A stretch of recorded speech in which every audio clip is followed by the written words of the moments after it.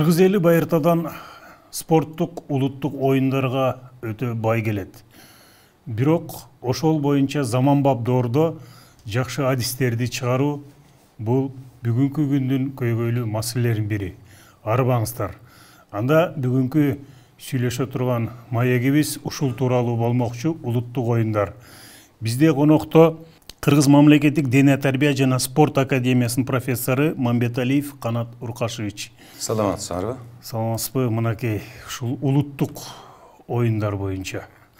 Ушул улуттук оюндарды заманбап доордо кантип адистерди тарбиялоо боюнча кандай көйгөйлөр бар да? Рахмат сурооңузга. Бирок мен кичине мындай тарых жагынан же керектүүлүк жагынан баштап кетсем болмок эле. Бүгүнкү күндө салттуу дене тарбия системасы, улуттук спорт түрлөрү бул бүгүнкү күндүн чакырыгы десек болот. Анткени жергиликтүү улуттук деңгээлде, ошондой эле эл аралык деңгээлде улуттук кандайдыр бир маданиятка бөлөк көз караш пайда болуп атат бүгүнкү күндө. Буга себеп эң биринчиден глобалдаштыруу же аламдаштыруу деп атпайбызбы? Албетте, аламдаштыруу менен эч ким мындай терс эмелери бар, терс жактары бар. Бирок муну менен күрөшө турган алыбыз да жетпейт, күрөшө турган деле туура эмес болот. Бирок ушул аламдаштыруу мындай улуттук дене тарбияга, маданиятка, адамдын, элдин ан сезимине мындай терс таасир тийип атпайбы? Ошондуктан бир көп формалары бар мындай бул менен күрөшүүгө. Анын бирөөсү бул салттуу дене тарбия маданияты жана улуттук спортту өнүктүрүү. Ошондой эле биз билебиз эмне үчүн бул абдан мындай керектүүлүгү. Азыр айылда эмес, Бишкекте деле болуп атат, көрүп атасыз, той тыпырларда тушоо кесүү абдан мындай кардарлардын талабы болуп атат. Тойлордо аркан тартышмай да болуп атпайбы?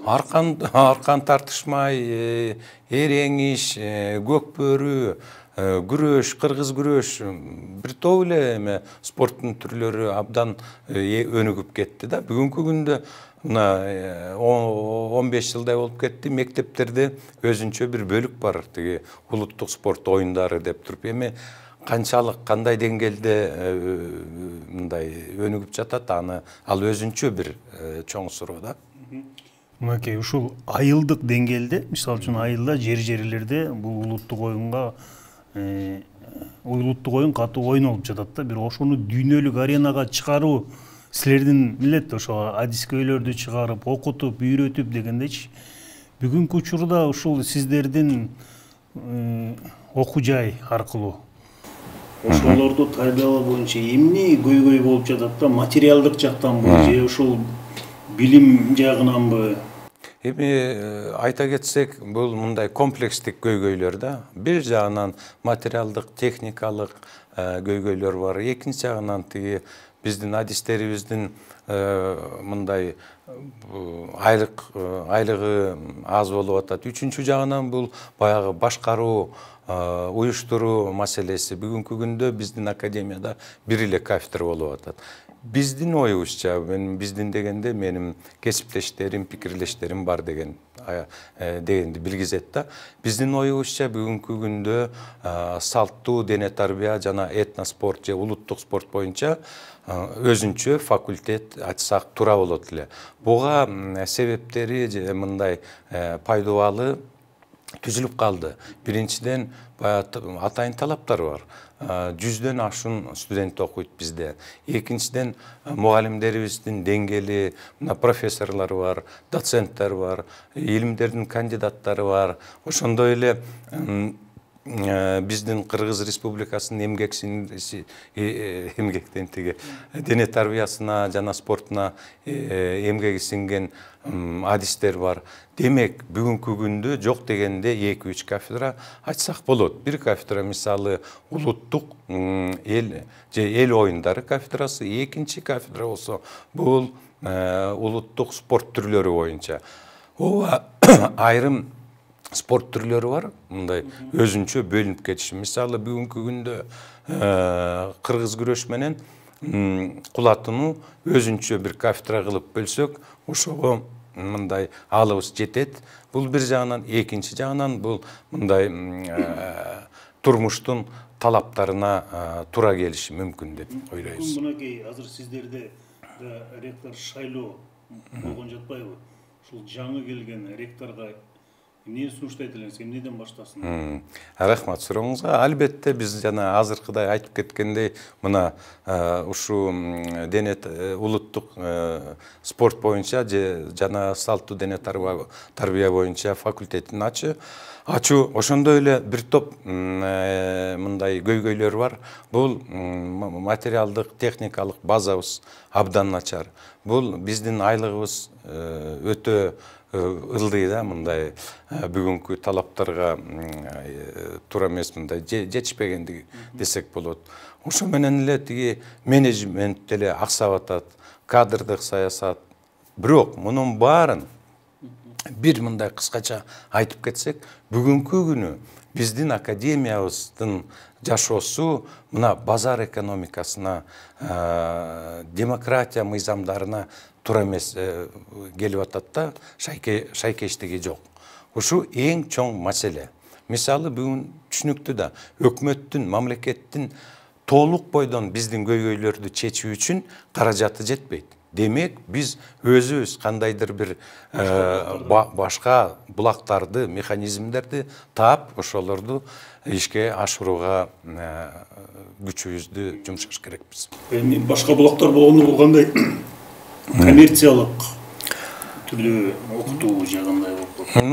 Ооба, албетте, сиз туура айтып кеттиңиз. Бир жагы коммерциялык түрдө окутуу, тиги контракт деп атабыз. Эми азыр деле бар, бирок аздык кылат. Муну сырттан окуу бөлүмү эң негизи бул чет өлкөлүк студенттерге биз мындай тартыш керекпиз да. Ошондуктан бир өзүнчө бир академияда бир департамент, эл аралык иш боюнча департамент ачып, мына түндүк Азияга көз караш салыш керекпиз. Биз мындай мамлекеттерден студенттерди чакырууга аракеттениш керекпиз. Афганистан, Пакистан, Индия, Бангладеш, Индонезия. Мисалы Бангладеште дене тарбия боюнча, спорт боюнча адистерди даярдабайт. Аякта тиги аскерден чыккан, пенсияга чыккан кишилер мектепке барып сабак берет. Бирок азыркы күндө алар мамлекеттик деңгээлде саясатта ушуну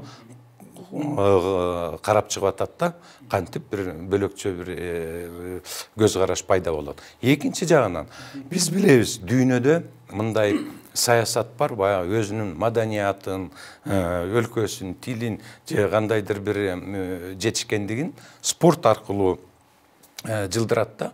Ал мисалы Турцияда фестивал бар, 2 жылда бир өтөт. Улуттук күрөш боюнча, япондор сумо боюнча иштеп атат.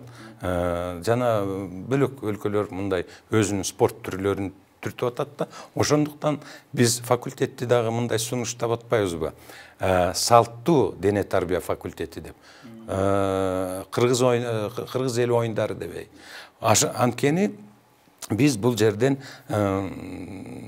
бөлөк өлкөлөргө караганда кичине 1-2 кадам аста келе атабыз. Буга мына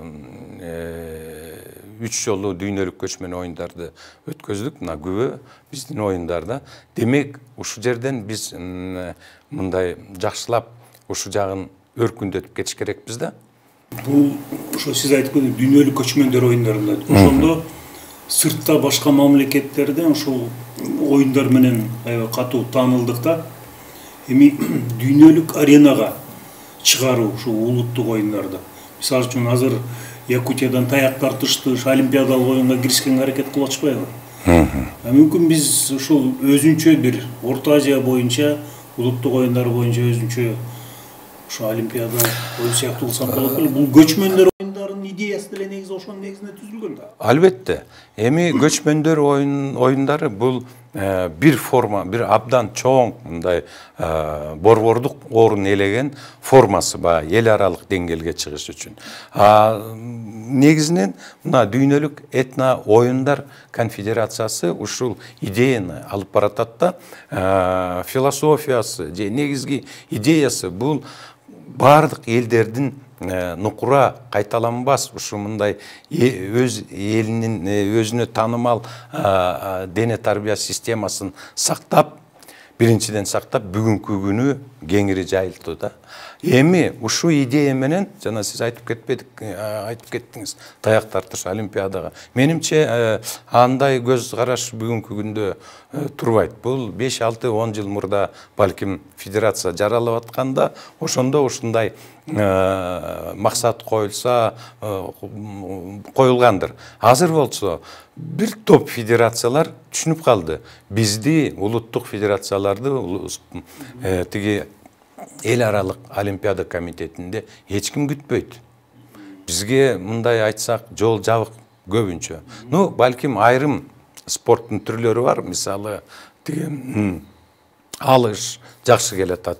Кудай буйрса, өнүксүн дагы эле уже универсиадага кирген бир жолу, мындай. Көбүнчө олимпиадага кыйын киргизүүгөчү. Анткени олимпиада деп коет негизги ядросу. Аякка бир 30-га жакын спорттун түрлөрү кирет. Анан олимпиаданы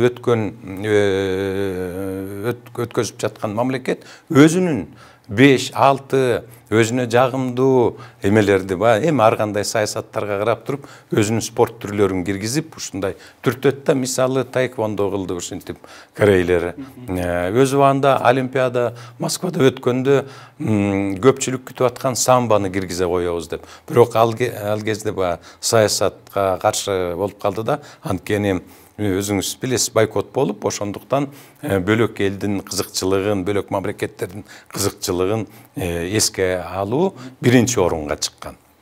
Демек, олимпиадада комитетте бизди эч ким күтпөйт. Экинчи жагынан дагы бир көйгөй бар. Олимпиада бүгүн баягы Пьер Кубертендин тазалыгы, мындай кыялы кичине учурады десек болот да. Анткени гендерный политика болуп атат. Мына бүгүн эркектер тынычтыгын операция жолу менен алмаштырып, аялдар менен мелдешип медаль алып атат. Бул өзүнчө көйгөй. Допинг өзүнчө көйгөй. Буга караганда биздин элдик мындай деңгээлде, дүйнөлүк деңгээлде өткөзүп жаткан оюндарыбыз абдан таза.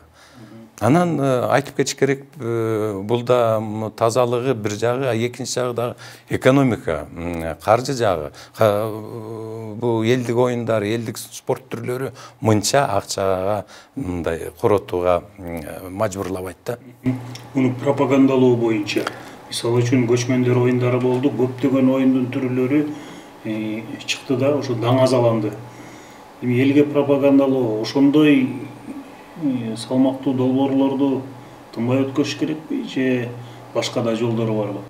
Эми мындай да, бул системалаштырып келгенде бул күнүмдүк иш чаралар, бирок момундай чоң мелдештер дүйнөлүк деңгээлде өткөзүп атса, алар кандайдыр бир регламентке тиешелүү болуш керек. Же 2 жылда бир, же 4 жылда бир, же мисалы ушу көчмөн оюндары балким ар кандай ойлор бар.